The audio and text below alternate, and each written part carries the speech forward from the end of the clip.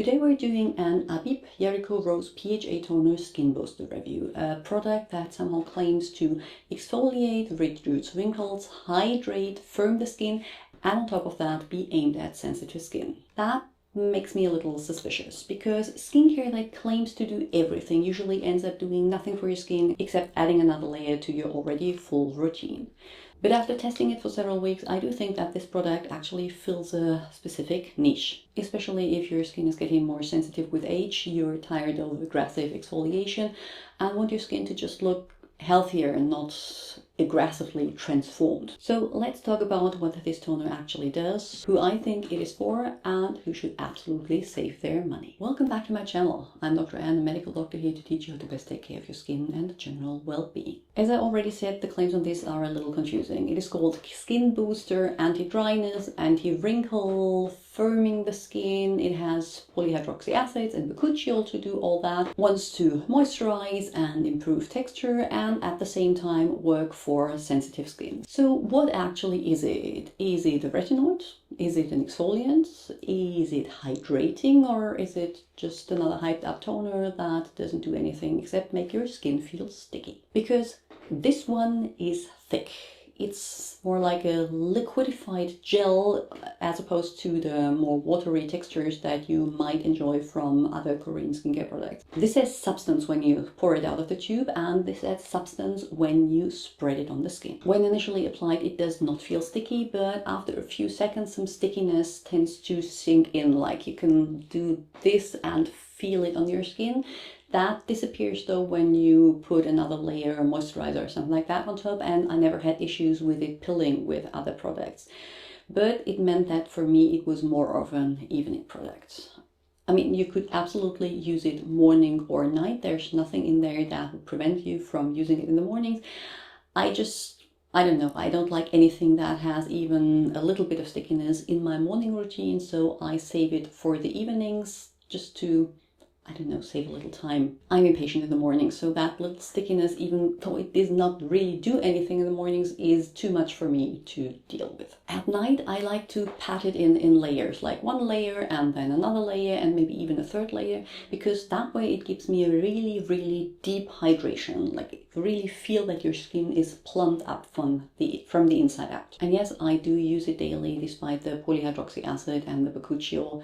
To me, either of them aren't really an active. I don't use bakuchiol as a retinoid. I use my prescription for that, and I will touch on the role of polyhydroxy acids in a little bit. For me, this isn't corrective skincare, this is supportive and hydrating. Now comparing polyhydroxy acids to glycolic acid. I have a dedicated video on polyhydroxy acids that I will link on the screen, but in short, they are very, very closely related, but polyhydroxy acids have more hydroxy groups, meaning they are much, much larger than glycolic acid. So when glycolic acid penetrates deep into the skin and works there, the polyhydroxy acids really stay on the uppermost layer, working there in dissolving the bonds between the cells. So yes, there is an exfoliating effect, but this is limited to the real outside of the skin. It doesn't go deep, meaning it is much less effective, but also much less irritating.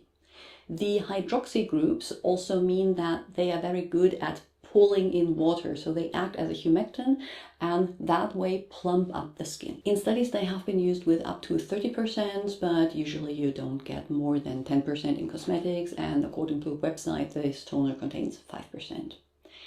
So who are they for?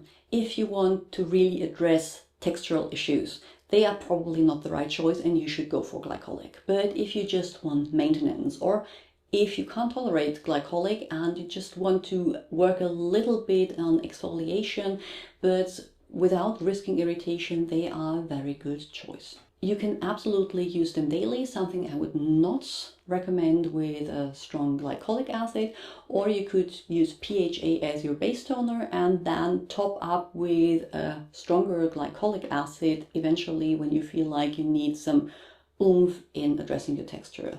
This is what I do. I use them daily and then use a salicylic acid to clear out my pores, because PHAs won't really do much in terms of congestion because they are hydrophilic as opposed to lipophilic, meaning they don't get into the pore, into the sebum that is in there as easily. The PHA used in the toner is gluconolactone at, according to the brand, 5%.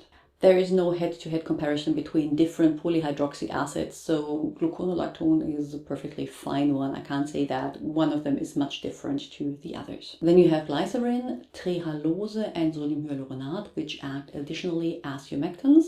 You have niacinamide, you have fermented ingredients, you have Centella asiatica, both as extract and with its own individual active components. You have panthenol, you have ectoine, you have ceramide NP, and you have adenosine, so basically a whole bunch of skin soothing ingredients. Then Bakuchiol, which is often referred to as plant-based retinoid, but I already touched on that and I have a dedicated video on Bakuchiol.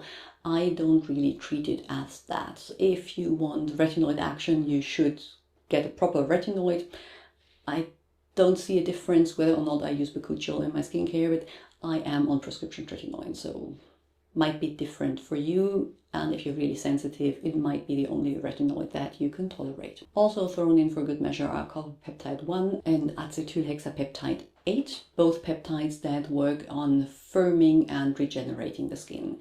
Just keep in mind that this is a toner, so the concentration will probably be much lower than it is in the serum, and I wouldn't put too much weight on these added peptides and other ingredients to really do something in my skin. As I said, it is more supportive than corrective skincare. Still, I like the Abib Jericho Rose PHA Toner Skin Booster, what a name, a lot for its hydrating and soothing properties. The exfoliation part is subtle at best, but it leaves my skin feeling very soft, supple, and like smooth even in the colder months, and did not cause any irritation despite being exposed to the cold and being on prescription tretinoin. It is probably not a transformative anti-aging product, but a very nice and elegant supportive product for people that no longer tolerate aggressive exfoliation. You can easily skip it if you want really strong effects on your texture, if your main concern is targeting congestion,